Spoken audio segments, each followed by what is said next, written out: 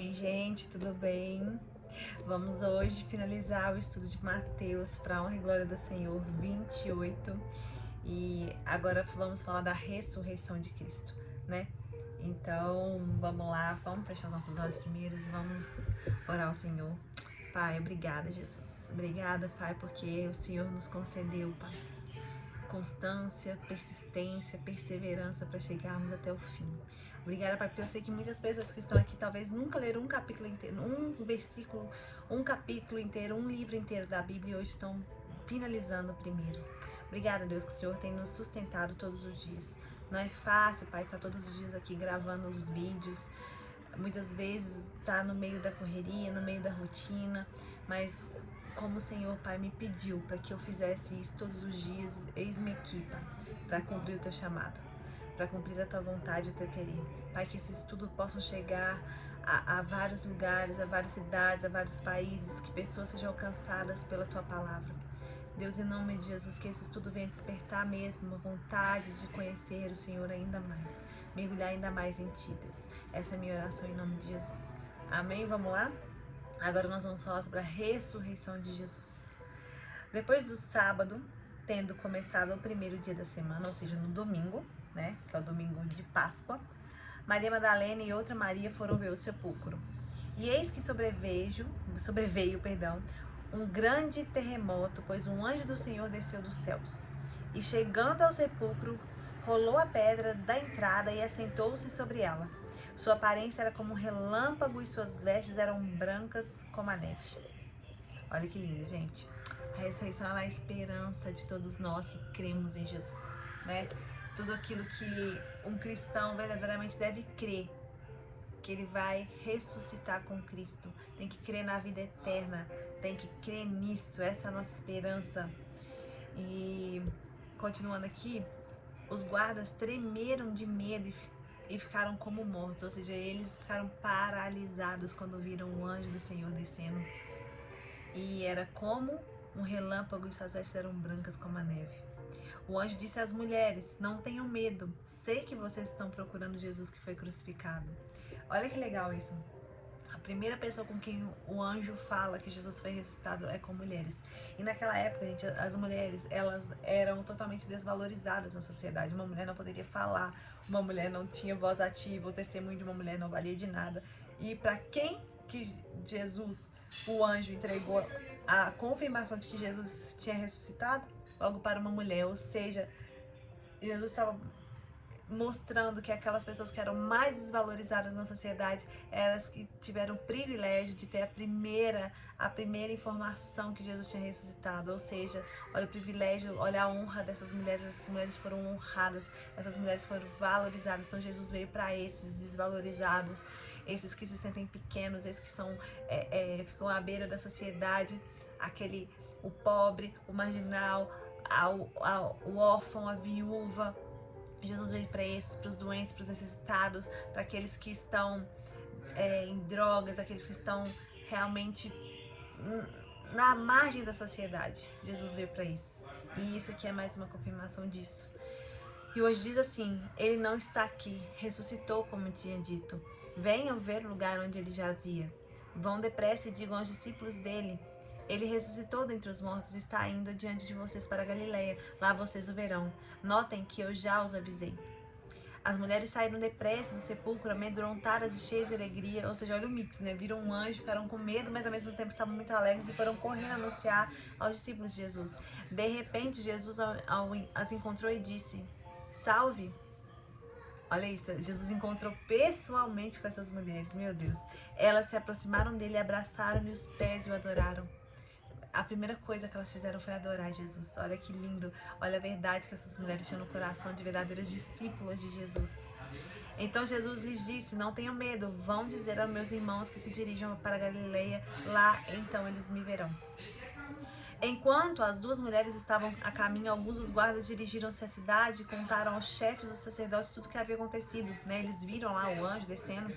Quando os chefes dos sacerdotes reuniram com os líderes religiosos, elaboraram um plano, deram aos soldados grande soma de dinheiro, dizendo-lhes: vocês devem declarar o seguinte: os discípulos dele vieram durante a noite e furtaram o corpo enquanto estávamos dormindo. Se isso chegar aos ouvidos do governador, nós lhe daremos explicações e livraremos vocês de qualquer problema. Assim os soldados receberam dinheiro e fizeram como tinham sido instruídos. E essa versão se divulgou entre os judeus até os dias de hoje. Ou seja, eles tinham tanto orgulho, né, que não reconheciam Jesus de jeito nenhum como filho de Deus, porque mesmo sabendo que ele tinha ressuscitado, mesmo os soldados contando para ele que virou um anjo, que o anjo falou que ele ressuscitou, eles ainda deram um jeito ali de inventar uma mentira para que as pessoas não acreditassem na ressurreição de Jesus. No 16 diz assim: os 11 discípulos foram a Galileia para o monte que Jesus lhe indicara. Quando viram, o adoraram, mas alguns duvidaram. Gente, mesmo assim, mesmo vendo Jesus de carne e osso ali, ó, ressurreto, eles não acreditaram, alguns duvidaram, ou seja, mesmo aqueles que andam, mesmo aqueles que veem milagres, mesmo aqueles que veem cura, mesmo aqueles que estão na presença de Jesus, ainda não vão ter fé, ainda vão duvidar, ainda vão ter espírito de incredulidade neles. E continuando, então Jesus aproximou-se deles e disse: foi-me dada toda a autoridade nos céus e na terra. O que Jesus está dizendo? Eu mando em tudo. A autoridade minha estava no céu, na terra. Quando eu morri, quando eu ressuscitei, eu tô com a chave na mão. Essa terra é minha, eu governo aqui, eu sou o rei. Portanto, vão e façam discípulos de todas as nações. Esse é o mandamento de Jesus para nós. Para qualquer pessoa, amém?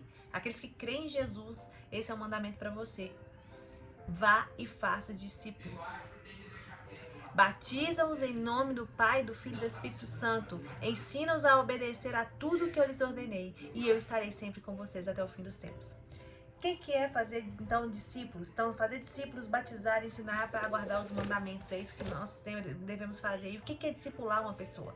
Né? Vai e faz discípulos. O que você vai discipular? É você ter relacionamento com essa pessoa, ou seja, em amor, em andar junto.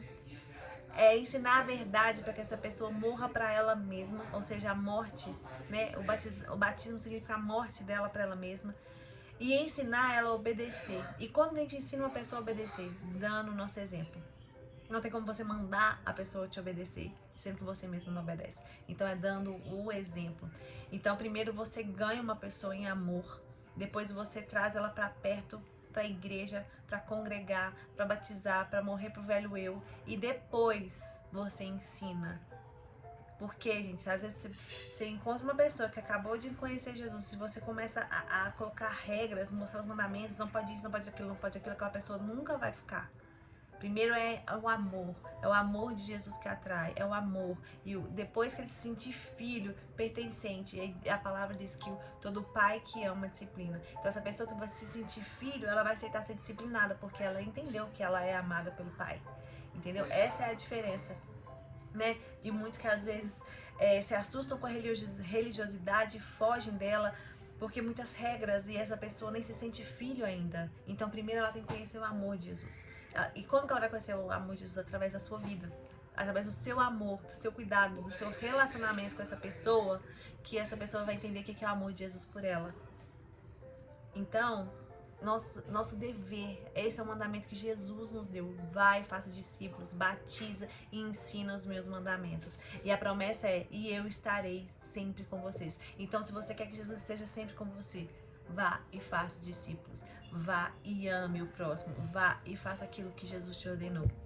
Então é isso, nós ficamos por aqui. Hoje foi rapidinho, porque esse capítulo é menorzinho, né? E então amanhã a gente começa o estudo de Marcos, né? Nós combinamos aí que nós vamos fazer o estudo de todos os evangelhos. E é isso, gente, permaneçam comigo aí, porque eu sei que Jesus vai nos transformar nesse ano, o ano do altar, o ano que a gente tá mesmo se submergindo nas escrituras, mergulhando no conhecimento de quem Jesus é. Então eu creio que Jesus vai se revelar a nós a cada dia, a cada leitura, a cada estudo. E é um privilégio, né? Tá aqui conduzindo isso. Eu só sou apenas um instrumento do Senhor. Também estou aprendendo muitas coisas aqui. Né? Deus tem me ensinado de uma forma diferente. Às vezes, por mais que eu já tinha lido, Deus tem me mostrado outras interpretações, tem me mostrado coisas na minha vida mesmo, pessoal. Então, a palavra, gente, ela sempre vai se renovar, ela sempre vai ter algo novo para nós, é uma fonte inesgotável de vida mesmo. Então, nunca se canse de ler a Bíblia, seja apaixonado pelas Escrituras, porque aqui você vai conhecer a verdade, aqui você vai ser liberto, aqui você vai conhecer Jesus de verdade, vai conhecer o seu Pai, e através da palavra, a palavra é tudo que nós precisamos, ela é o nosso alimento. Então nós precisamos de alimento para viver, assim como nós precisamos da palavra para alimentar o nosso espírito, para sobreviver nessa terra, para guerrear nas regiões celestiais. A palavra é o nosso escudo, a nossa espada, né? A fé é o nosso escudo e a palavra é a nossa espada para guerrear nas regiões celestiais. Então, ame a palavra do Senhor, ame a palavra do Senhor, mergulhe mesmo. E eu creio que Deus vai te surpreender com coisas que você nunca ouviu, com coisas que você nunca viu, com experiências novas que Ele vai te dar, porque aquele que busca, encontra, aquele que bate, a porta abre, né? Então não desista, por mais que às vezes são dias cansativos, por mais que você trabalhe muito, tenha uma rotina muito puxada, não deixe de ter o seu tempo com Deus. E eu tô aqui, né, com compromisso com vocês de todos os dias também, tirar esse tempo pra gente estudar a palavra juntos. Amém? Que Jesus abençoe vocês e até amanhã no nosso estudo de Marcos. Um beijo, Deus abençoe.